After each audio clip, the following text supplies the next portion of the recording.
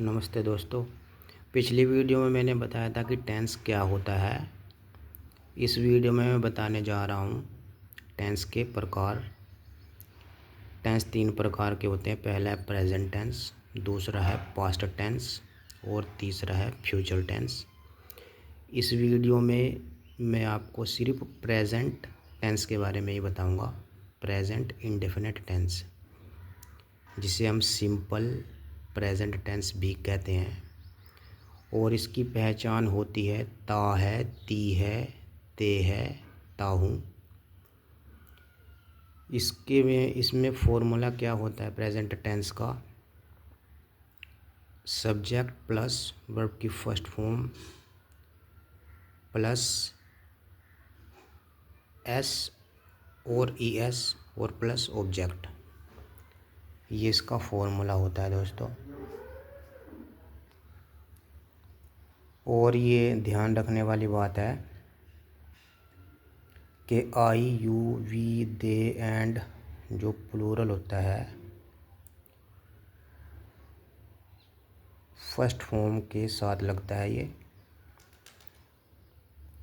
He, she, it, any, name और singular के साथ V5 लगता है दोस्तों। अब आप V5 का अर्थ भी जान लीजिए। V5 क्या होता है? जैसे राइट है तो ये तो क्रिया का V1 रूप है, और जब ये राइट्स हो जाएगा तो ये क्रिया का V5 रूप बोलते हैं इसको। राइट मैंने होता है लिखना, और राइट्स मैंने होता है लिखता है, यानी कि ता तेती लग गया है। तो इस बात को ध्यान रखना है। तो प्रेजेंट इंडेफिनिट टेंस का प्रयोग 4 रूपों में किया जाता है। एक तो हैबिचुअल एक्शंस में, आदतन क्रियाएं जिसको बोलते हैं। दूसरा है जनरल ट्रूथ्स के लिए। तीसरा है शेड्यूल्ड इवेंट्स के लिए, यानी कि निर्धारित घटनाएं जो होती हैं। और चौथा है परमानेंट सिचुएशंस के लिए, स्थायी स्थितियां होती हैं। हैबिचुअल एक्शंस क्या होता है? आदतन क्रियाएं, यानी कि जो डेली की हम क्रियाएं करते रहते हैं उनको हैबिचुअल एक्शन कहते हैं। जैसे मैं दिल्ली में रहता हूँ। जैसे मैं दिल्ली में रहता हूँ,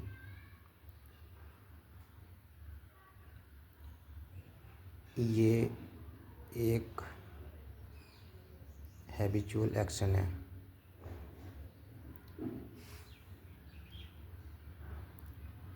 कुछ उदाहरण और देखिए प्रेजेंट इंडेफिनिट टेंस। मैं दौड़ता हूँ, आई रन। वह सोता है, ही स्लीप्स। तो ये ध्यान रखना है, आई के साथ फर्स्ट फॉर्म लगी हुई है। आई के साथ फर्स्ट फॉर्म है, आई रन। वह सोता है, ही स्लीप्स। तो यहाँ पे ही के साथ फर्स्ट फॉर्म लगा हुआ है और एस लगा हुआ है, ही स्लीप्स। ये ध्यान रखना है। अगला देखिए, आप हमें देखते हैं, you see us. You see अस। तो इसमें ध्यान ये रखना है दोस्तों, यू के साथ फर्स्ट फॉर्म लगी हुई है। अगला देखिए, वह गीत गाती है, she sings a song. She के साथ फर्स्ट फॉर्म लगी हुई है और एस लगा हुआ है, शी सिंग्स अ सॉन्ग।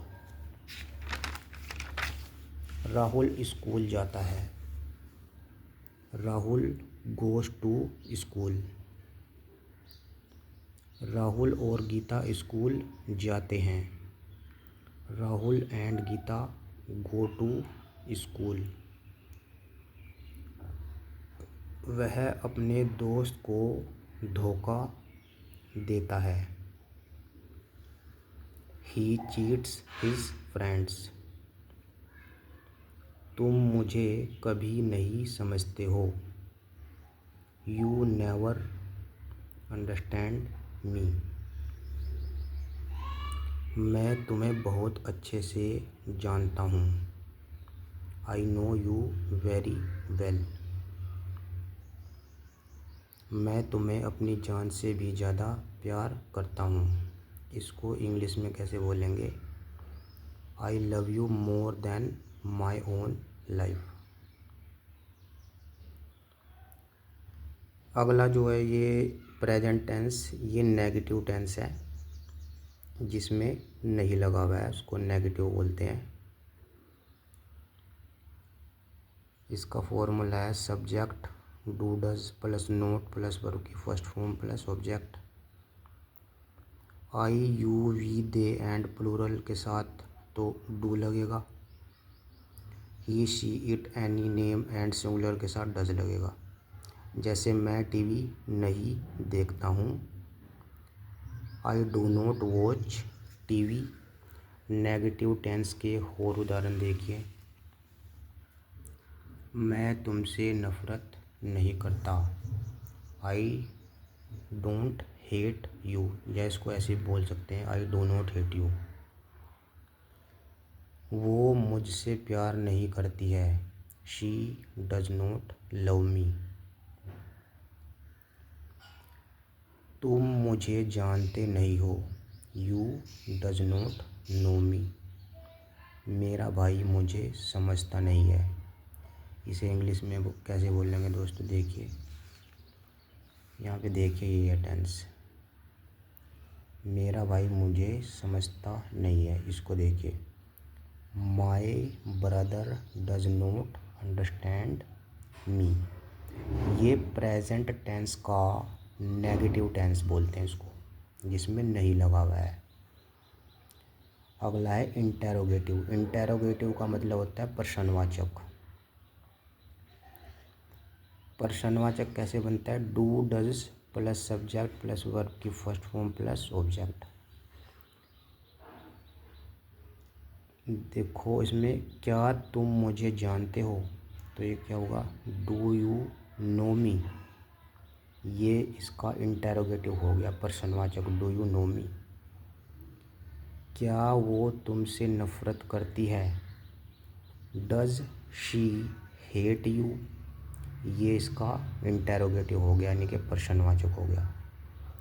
क्या तुम मुझे अच्छे से जानते हो? Do you know me very well. अगला है क्या तुम इंग्लिश नहीं सीखते हो? Do you not learn English. दोस्तों वीडियो ज़्यादा लंबा हो जाएगा, इसलिए बाकी मैं आपको बाद में बताऊंगा। आप बस यहीं तक देखिए। इस वीडियो में सिर्फ प्रेजेंट टेंस के बारे में ही जानकारी दी गई है। धन्यवाद दोस्तों।